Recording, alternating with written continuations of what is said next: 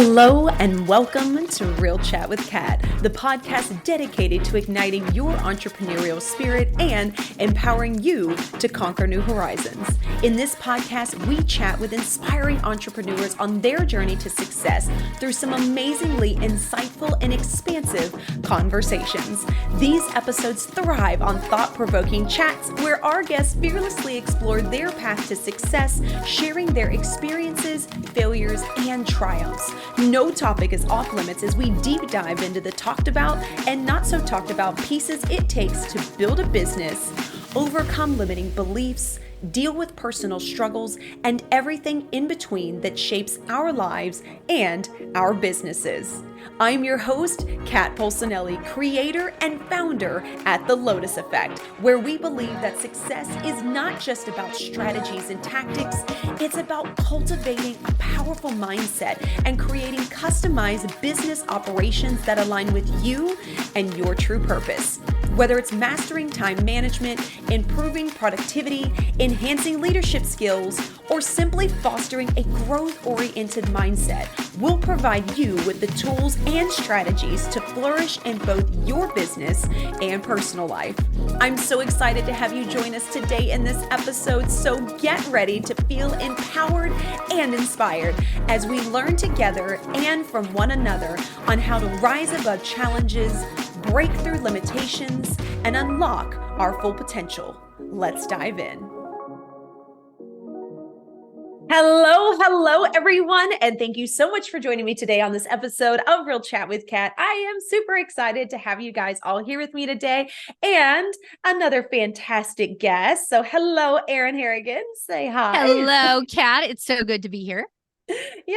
I'm so excited to have you here today for the podcast. So do us all a favor as we get started. Tell us who you are, what it is that you do, and what got you into your space. Absolutely. So I'm Erin Harrigan. I am a Christian wife, empty nest mom of 2 adult daughters. So that's an adventure.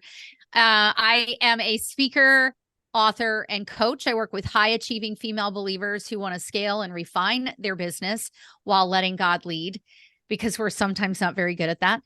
I love tacos. That's really important. I love really good cheese. I love really good red wine. I live along the Chesapeake Bay in Maryland with my husband, Brian, of 30 years, and our new puppy, Rory, as in Rory McElroy Harrigan. He's a Bernedoodle, so that's been super fun. And how I got here was number one, this was not on my map.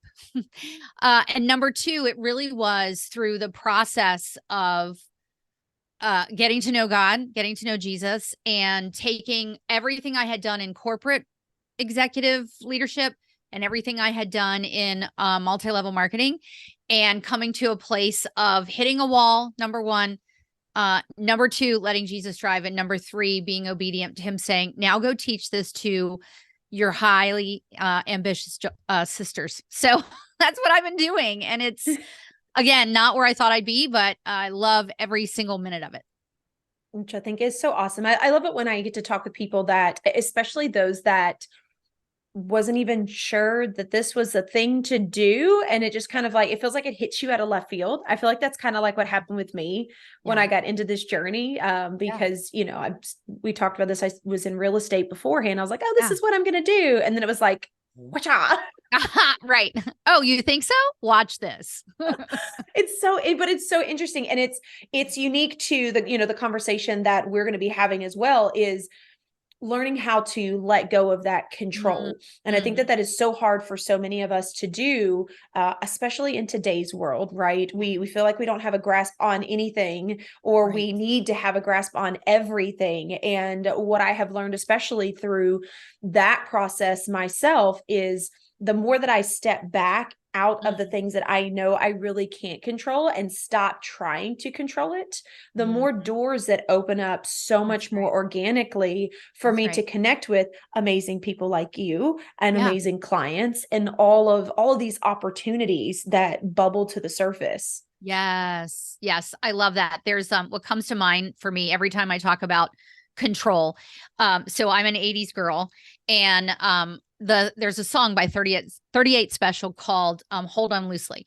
And the lyric goes, hold on loosely, but don't let go. If you cling too tightly, you're going to lose control. And isn't that so true? Because we think we've got it all, right? And then something happens, something shifts, a change happens, obviously outside of our control. And I love those stories where people are going one way, and then suddenly, from my perspective, God turns you another way, and you're like, wait a minute, I don't think I was supposed to get off at this exit. I feel like that's happened so many times in my life where I'm like, wait a minute. Can I get back on the bus? I just did a podcast on Monday. I was a guest on a podcast called Midlife Rise and Thrive. And it's for, those of us that are like over 45, 50. And I started with, when I was 27, my mom was 50. And I remember coming home from work one day and going, I just don't know what I'm supposed to be when I grow up. And she was like, I'm 50. And I don't know what I'm supposed to be when I grow up. And so I think of that so often because we think we know what that path is. Mm-hmm. And then we get to these inflection points and it looks so different, but in so many ways, different doors open, like you said. And, we come to love from a different perspective what we're doing. And that's the best.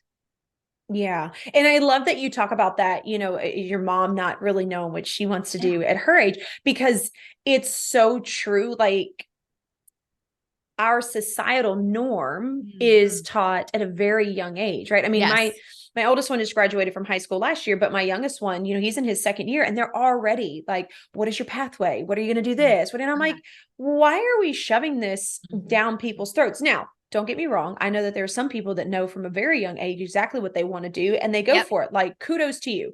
I went in for a medical degree that now I don't use after doing it for 10 years, right? So like, there's so many pivotal moments in your life. And I think that people feel like they are behind on the timeline that society has laid for us because they don't have it defined, or they do hit a place in their life where they completely pivot, do a complete 180, and they feel like they're missing out because they decided to start over or try something new or move in a different direction, which can be a super scary place for a lot of people.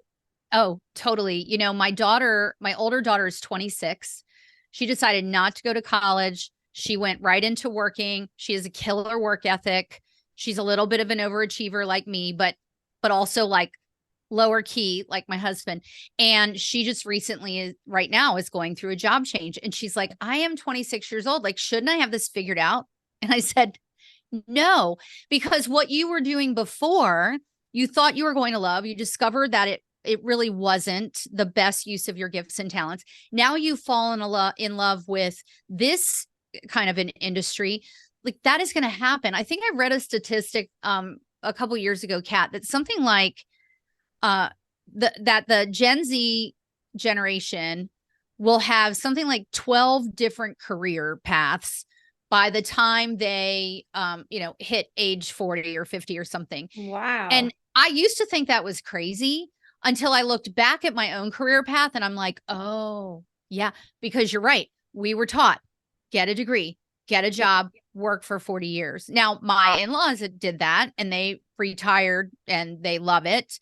But I just don't think we're all cut out to do that. Some people are, and that's awesome. But not everybody is. Mm-hmm. Yeah. Yeah, definitely. And I feel like we stifle ourselves with the things that we want to try out because we try to stay in this one path or this one lane that others have laid before us. And it's the same thing like with my oldest one. He's 19 and we've had this conversation as well. And he's like, well, I don't really know. I like doing this. And I'm like, well, then try it out. Right. Like, see what you enjoy, because I think that is the one thing that I feel I missed out on. While I learned tons of lessons in it, it would have been neat to be able to explore different industries and different jobs versus, you're right, like what we were taught, which was you graduate, you go to college degree, and then you go into that field. And we wonder why so many people have burnout, right? There's so many changes that can happen within your life that could push you toward a completely different career, right? Having children could push you in a different direction. Getting divorced could push you in a different direction. Your kids leaving the nest could put you in a different direction. You may have the ability to now try something that you never thought was even in your pathway. And to me, I think that's the cool thing about it is we get to live in a world, if we choose to, that we are completely and constantly relearning and rediscovering who we are, what we enjoy doing now, because that changes throughout your entire life. Yeah. I love that you talked about it, even the conversations that you're having with your son, because when I look back, I say that I'm a recovering driver, striver, and achievement chaser. We grew up with very little. So to me, money was my savior. So I was always chasing the money. Now I want to be really clear, because sometimes when people, hear like, oh, she's Christian, they must think that like, I'm not trying to make money. And the truth is, like, it's okay to make money, right? Money is not the issue. It's the value that we put on it. And if I hadn't been so concerned about chasing that, and I mean, all respect to those that obviously need to make money, I think I would have done things very differently. I might have done like what my younger daughter is doing. She is an artist. She's an actor. She just moved to New York City. She has multiple serving jobs, but she is carving herself a path that gives her the flexibility to do what she loves. And I think if I hadn't been so stuck, Kat, and I love what you said, like get the degree and then you're there for 10 years. If I hadn't been so stuck on how does this degree lead me to that job, I would have tried some different things.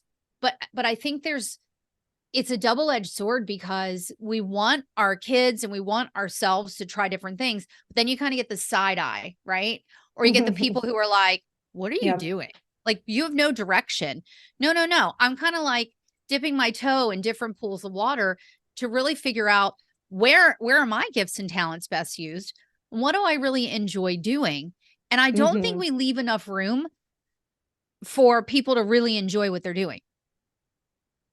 Yeah, definitely. I think that more people are after the stability and the comfort that being in the same thing creates, because then it's one thing off your plate to have to think about, right? I know what I'm going to do every day. I know I'm going to do it when I go to work every day. I know my schedule, so on and so forth. And for some people, right, that works for them tremendously. Oh, totally. And I'm not knocking that at all. For me, and for a really good period in my life, that worked for me because of situations that I was in. Absolutely. Nowadays, the direction and the life that I've created now, I don't crave that anymore. And so I do have that flexibility, and I do have the patience to say, okay, where is this going to go? Where is this going to go? How could that possibly come out? And it's a totally different arena to be in, especially when you think about how many people are so focused on hustling and controlling every aspect of life. Absolutely. Yeah. And I do think that as entrepreneurs, at least this is what I experienced when I was moving up the ranks in the MLM that I was part of, or network marketing company I was part of. We really did a disservice to those for whom that 9 to 5 stability it works really well for them. We would always just put that down and talk about it in such derogatory terms. And I think that both can exist. Like, we can appreciate those and respect that that's their decision. But for some of us, like, we really need that and want that flexibility. For me, the time flexibility is the biggest piece. Even though my girls aren't in the house, it gives me so much flexibility to go visit my younger daughter, or go take my older daughter to lunch, or like just all of those pieces. And like with your boys, the ages that they are, that you want to have the availability. And that was the piece that was always missing for me in corporate. Was I never had the availability. I worked all the time. I traveled so much.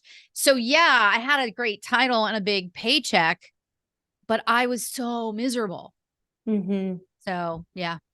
Yeah. And I think that comes back to understanding who you are at your core and being okay with it, versus what so many of us try to do, which is to make sure that people like us, which Oh, then yeah. causes a lot of us to get Right. into that space of burnout or Yeah. push ourselves harder than what we would have done before, or not take the vacation because, I mean, technically our employer could use us. And, he kind of gave me that look. So maybe I should, like, there's so many Totally. things that we Yeah. can get caught up in.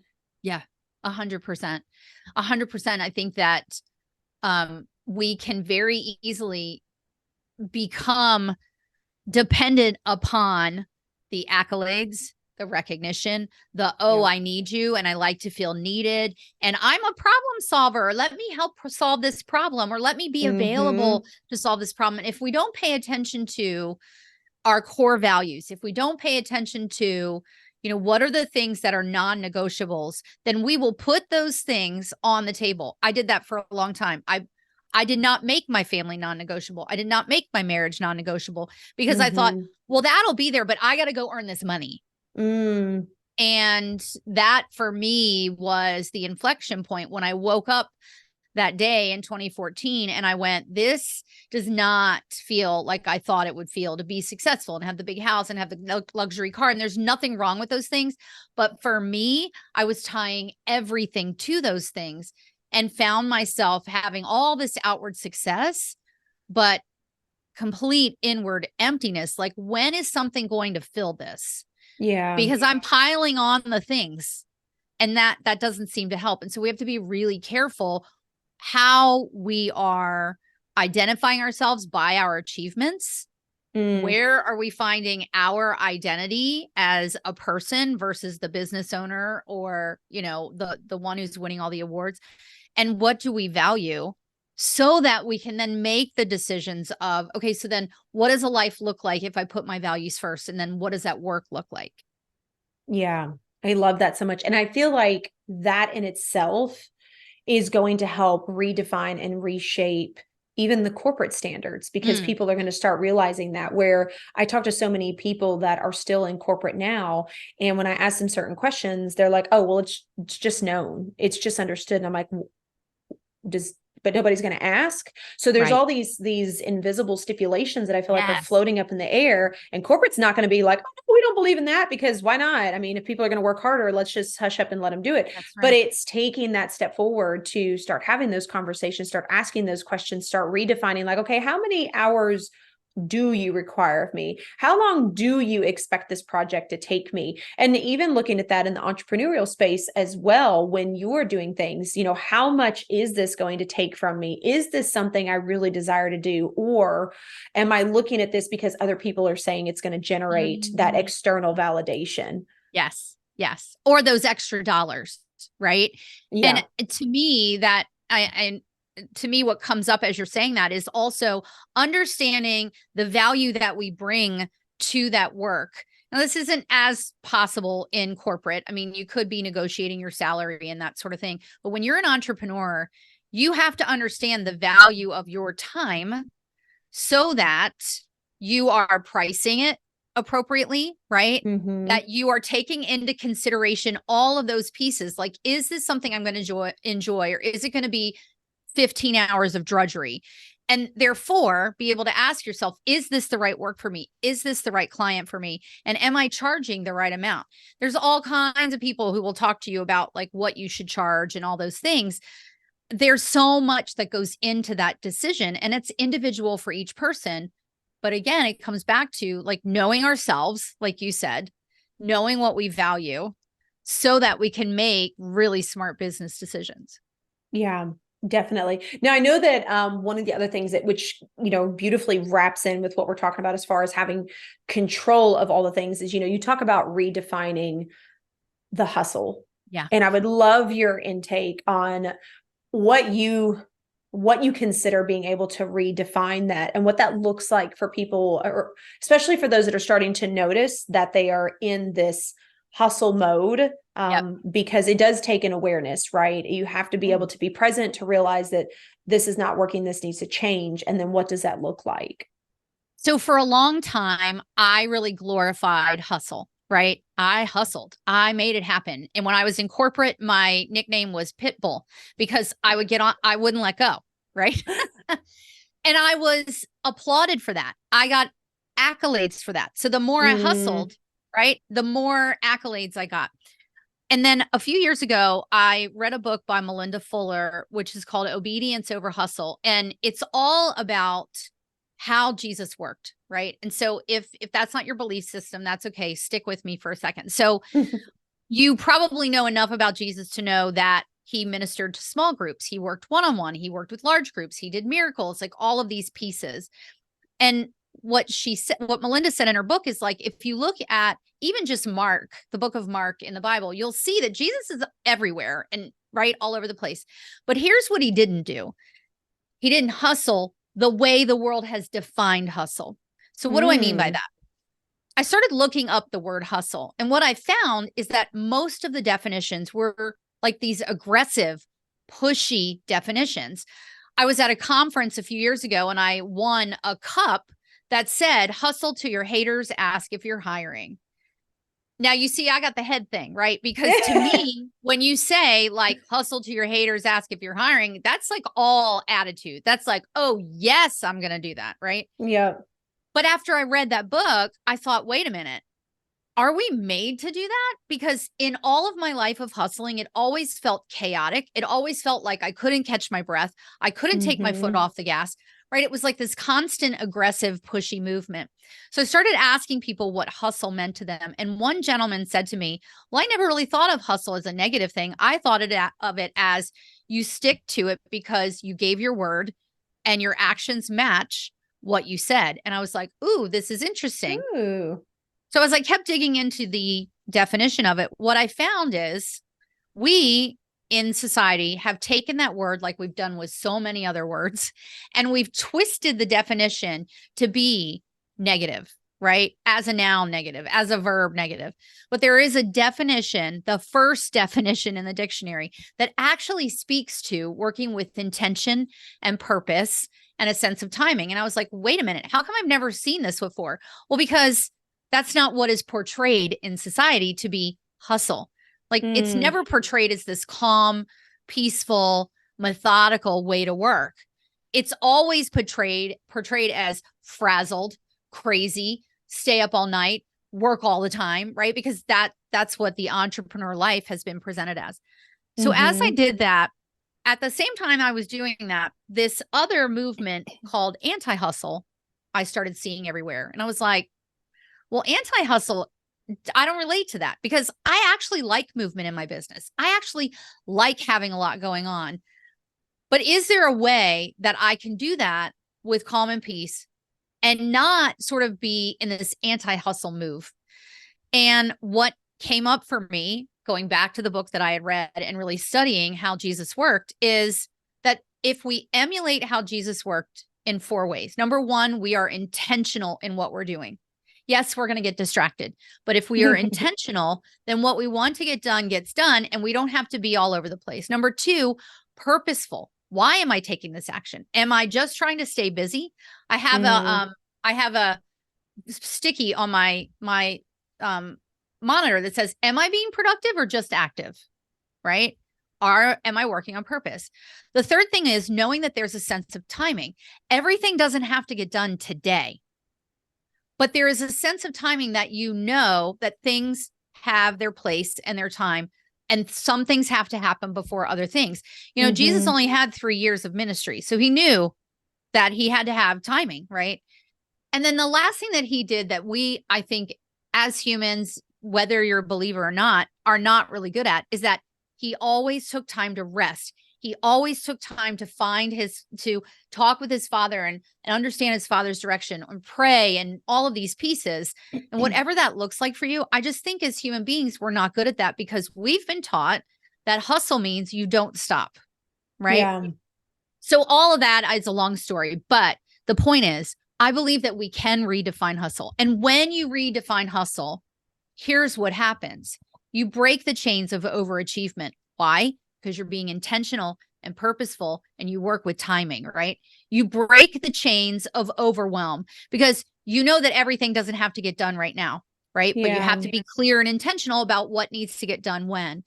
And then lastly, you begin to work from a place of clarity, of serenity, and a place of fulfillment because you're no longer chasing all of the rabbits and squirrels. You're being really focused in your work. And so that to me is how I want to work. That's how I think most people want to work. But I think we get drawn in and sucked in because we've been brainwashed to believe the negative definition of hustle, and that if we don't do it, we're losing ground and we're not keeping up and we're behind, right? Kind of like you talked about earlier with education and career path. I believe that we can redefine it. I believe we have to redefine it, because otherwise we're all walking around burned out mess. And then how are we impacting lives? Yeah. Yeah. Yeah, definitely. And it's so funny too, is when I think about back when I first jumped into the entrepreneurial space, when I was in real estate, that hustle culture is very big in that industry. And so it was just like constant. And then as I grew in my business and decided that I wanted to really branch out and help even more people, I realized that I was doing so much, but like nothing was getting done. And I had a coach at the time that did the same thing. She was like, I need you to make space in your day to relax. I need you to make space in your day to calm back down, to come back to your present moment. And it was so funny because I remember having so many conversations with her in the beginning that like I would actively choose that, like, okay, this weekend I'm not going to do anything like I always do. I'm going to use this day to actually just kind of be and enjoy myself because I can get the chores done later. That was the most nerve-wracking thing to have to do in the beginning. Like I remember my brain going, well, we could have been done this. We could have been doing that, but I should have done this, but this could have already been done. Like it was like nonstop where there was just, I felt like my own self was punishing what I was trying to become with, but this is not how it's done. This is not what you're not being productive. You're not being productive. So therefore, like, what in the heck are you doing? You're wasting your time. And then, when I started becoming more aware of that voice, it's when I realized like, holy crap, this is what we are being taught. Yeah. This is what everybody preaches. And this is what so many people in the entrepreneurial space, and especially in the real estate world, are always posting about. I'm on the beach and I'm working. Why? Oh my gosh, Kat. Yes. Yes. Right? Yeah. Like I'm in the hospital, but I got it. Why? And why are we glorifying that? Yes. Yeah. I can remember in my network marketing business 2 times. One, when somebody was like, oh, we go on all these vacations and we earn these trips. And then I went on the trip and everybody was on their laptop. And I'm like, I'm sorry. Why are we doing this? Because you have made a promise that I will have a different life. And that looks like the life I already have, right? Number 2, somebody was in the hospital and they were like, even though she was in the hospital, she got it done and she reached her promotion. And I'm like, really? Is this what we want to glorify? Because if we're trying to help people, whatever industry you're in, and I'm so glad your coach did that with you, like we have to model that behavior. And guess what? We're not just modeling it for ourselves. We're modeling it for our kids. We're modeling it for team members. Yes. But I do want to acknowledge what you said, Kat, that even though I've been doing this a long time, it still can be unnerving when I'm like sitting. Yeah. Like, should I be doing something? Right. But you have to allow your mind and your body the space to breathe and be present, because I don't know about you, but when I do that, I have the best ideas. Yes. I have the best strategy that comes up. Like suddenly people are reaching out to me, which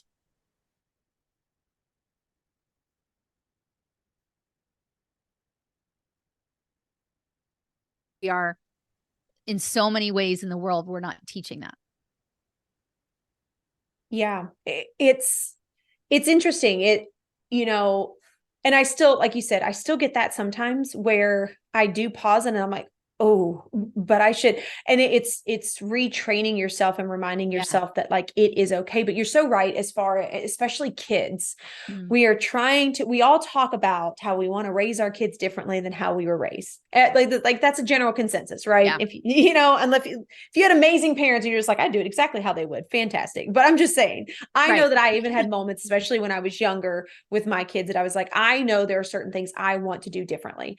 And then I realized I was doing the same thing until I made the switch in my life and realized how important it was to breathe, how important it was to have a day of rest, how important it was to push when I need to. But then when my Right. body says, no, ma'am, I say, okay. And we go and take a break, right? Like it's so essential. And I realized that with my kids, especially now that they're teenagers, and how in the beginning they were starting to take on that same concept. And here I am now over the last couple of years, like really telling them like, it's okay.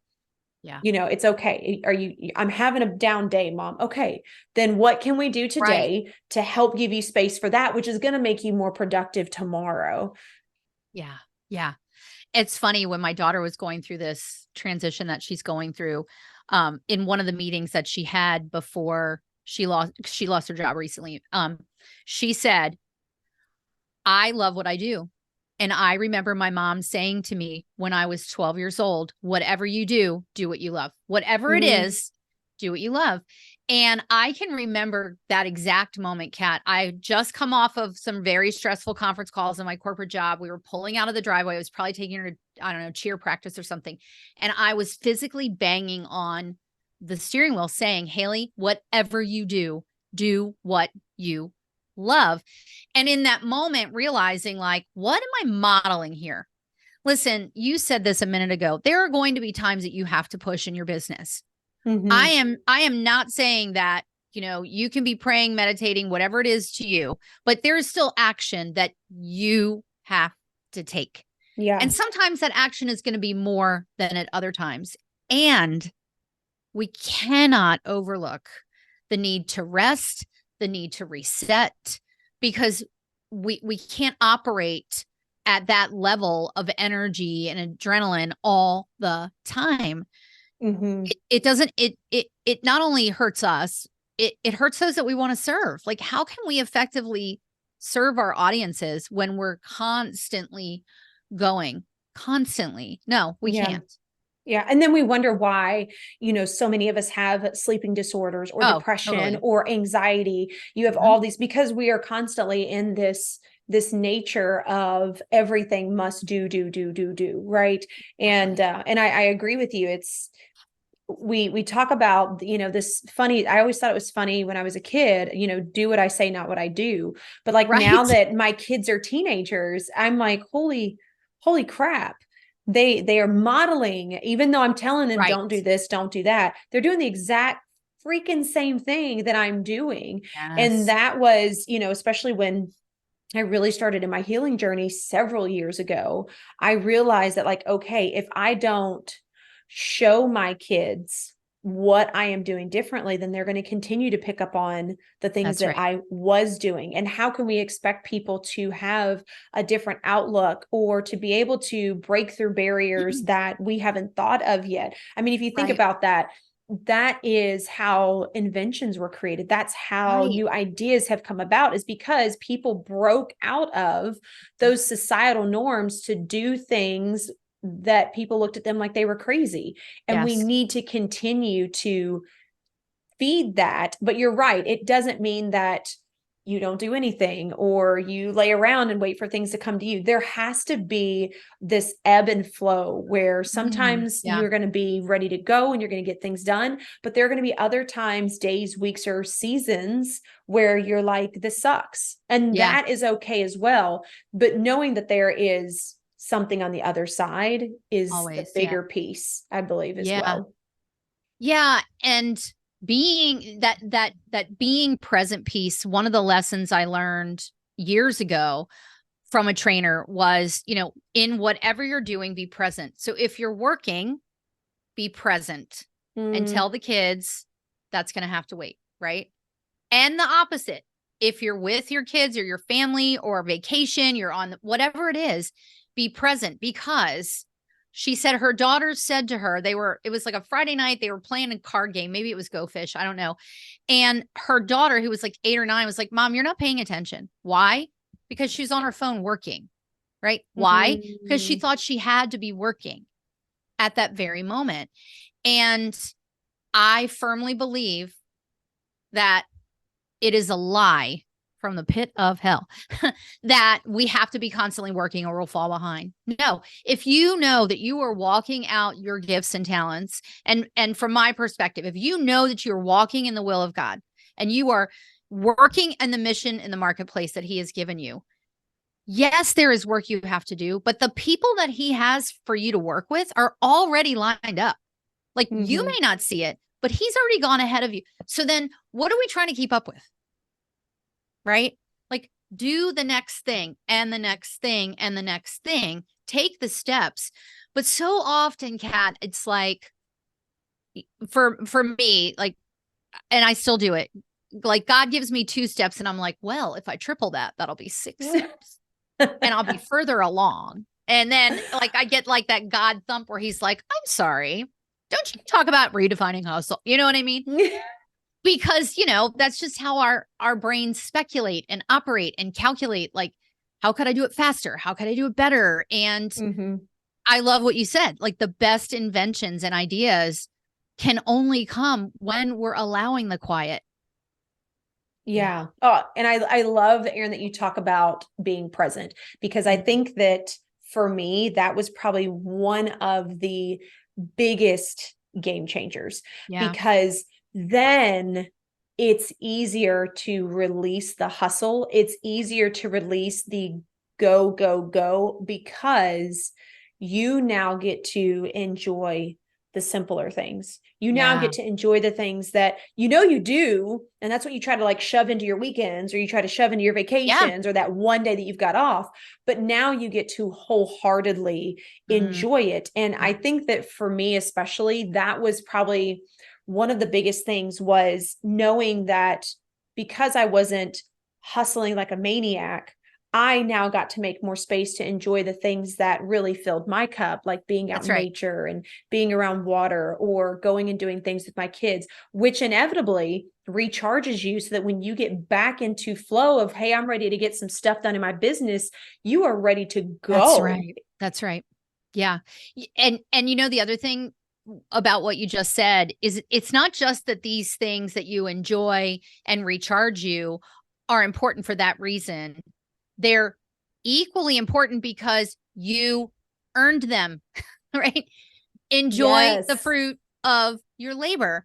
That was the challenge that I had both in corporate and in my my MLM, is that I made the money, but like it's not like we were enjoying so many more things. And when at the end of the day, when I decided, when I was obedient to God to step back from that network marketing business, which I still have, residual income is a beautiful thing.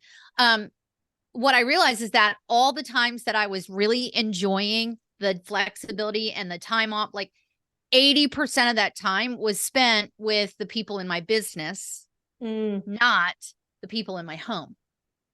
And so being present is equally important, so that you're enjoying the fruits of your labor. Because listen, you don't have to, you can redefine hustle and still work hard. We do, right? Because we have big hearts and we want to serve people.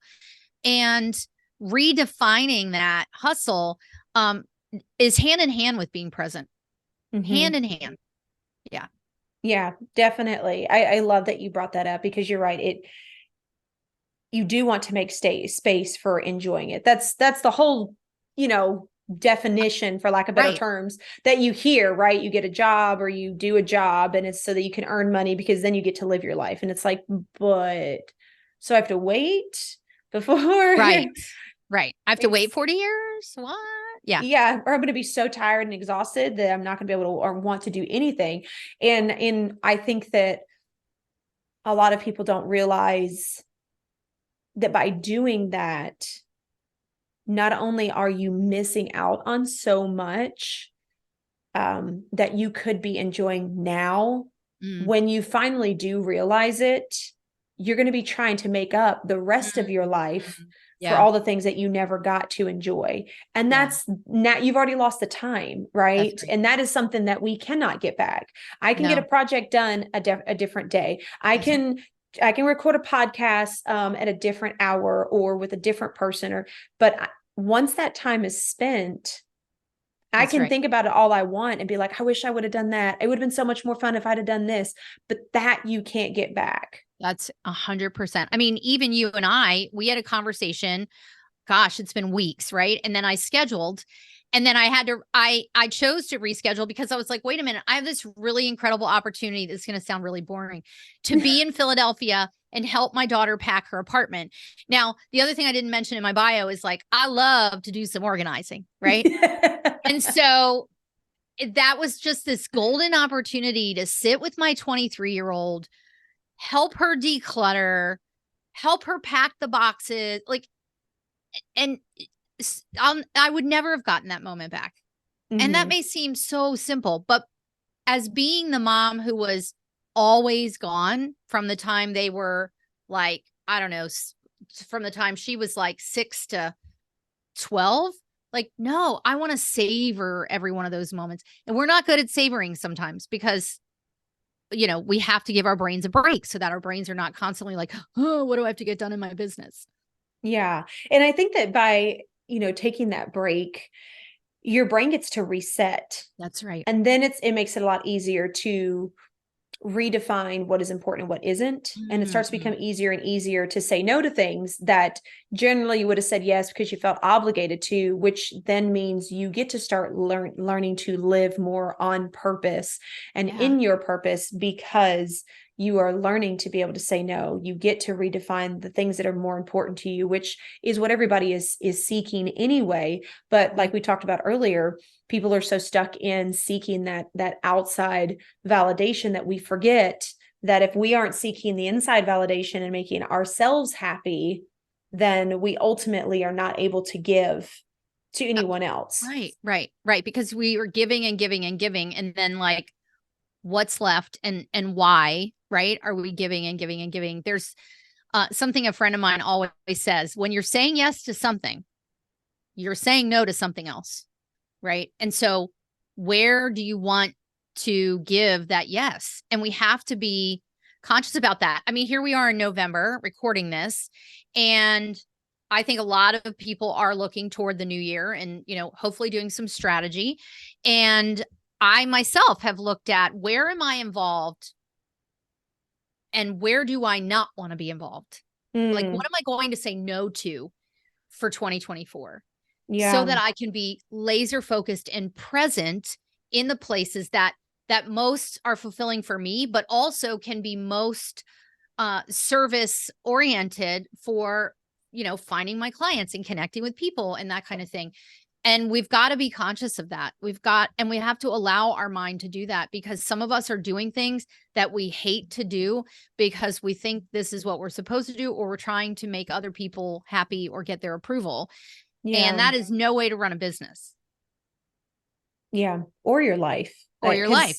Yeah. You're working for everyone else. And then, especially being a parent is, if you're living for your kids and things, then when they grow up and do their own thing, you feel like you don't have a purpose. Yes. Right. Which yes. can be so deafening for so many people. And I've seen it happen so many times for clients that I've worked with that now are having to rediscover who they are because they put so much into somebody else or something else that they attach their being to. That's right. That's right. And they attach their identity to it. Yeah. And then what happens, right? What happens when there's a pandemic that shifts everything? What happens when your kids grow up and move out?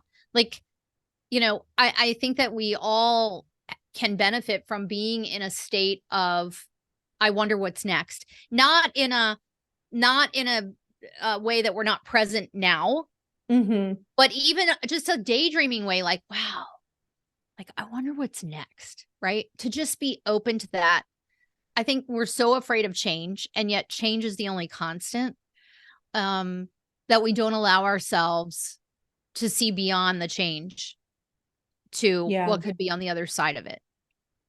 Yeah, definitely. So if you got anything from today, it is to slow down. It is to be present, and it is to think of the things that you wouldn't generally suggest or think about to allow yourself to explore? Because you're so right.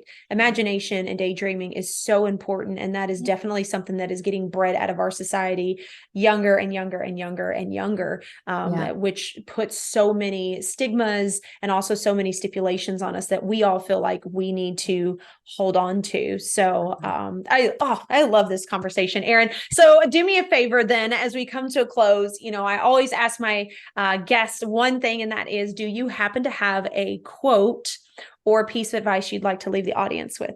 A quote or piece of advice. So I would say God made you ambitious. Like, it's just in you, right? But he did not make you to work the world's way. He did not make you to hustle. He did not make you to work in chaos. And yes, there is work to be done, but it doesn't have to be done the way you've always been taught. It doesn't have to be business as usual. So although he made you ambitious, he didn't make you to do business as usual. And remember that. And if you need help with that, I know Kat can help you. I know if you're a female believer, I can help you. But just remember, like, you weren't made to march to that drum. Yeah. Oh, that's so beautiful. It's such a great reminder, especially as we're coming to the end of the year and going into the new year, to really think about how you want to define who you want to be in the next year. So, and of course, Erin, share with everybody, how can people connect with you, find you? How can they be in your world? Yeah, so definitely go to my website, erinharrigan.com. I've got some downloads. The podcast is there. Redefining Hustle that's the podcast. But I also like to hang out on LinkedIn. So come find me there. It's Erin Harrigan. And I would love to connect. Send me a message, all the things, because you're not in this alone. You are not in this alone. And there are credible people. Kat is one, in these conversations that just want to help. We just want to help each other work from a place of, like I said, clarity, serenity, and fulfillment. Mm-hmm. Yeah. So beautiful. And of course, we'll have all that information in the show notes for you guys, so you can connect with Erin. So again, thank you, Erin, so much for being a part of the podcast today. I can't thank you enough for sharing all of the lovely tips with the audience. Thank you, Kat. I love what you're doing. It is such an honor to be here.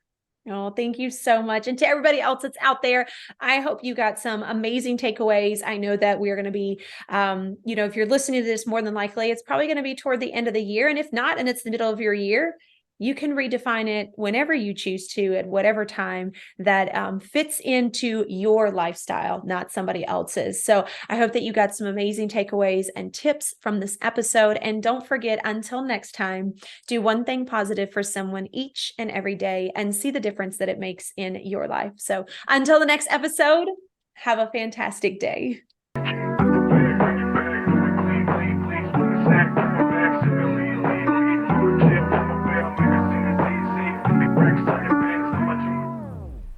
Hello again, and thank you so much for being a part of the podcast today. If you enjoyed this episode and it brought tons of value, we ask that you please share, like, and subscribe. Your support means the world to us and helps us to reach even more inspiring entrepreneurs who can benefit from these powerful conversations. If you haven't already, be sure to leave a review on your favorite podcast platform, as this feedback is an amazing gift that fuels our growth and helps us to continually improve this podcast. Looking for an extra dose of inspiration and empowerment? Then be sure to connect with me on social media. You can find me at The Lotus Effect, where I share valuable resources and tips while sharing my own journey of being an entrepreneur. And if you're interested in learning more about my coaching programs and services, be sure to check out my website at the-lotus-effect.com. Once again, thank you so much for being a part of Real Chat with Kat. Your presence and support makes all the difference. Remember, whether you find yourself in the depths of the mud or on the path of growth, we all have a unique journey. And just like the lotus, some of us start in the dirtiest of mud, yet as we rise and grow, we blossom into something beautiful, unique, and truly one of a kind. To all of my visionaries out there, keep rising and growing as you create your own Lotus Effect.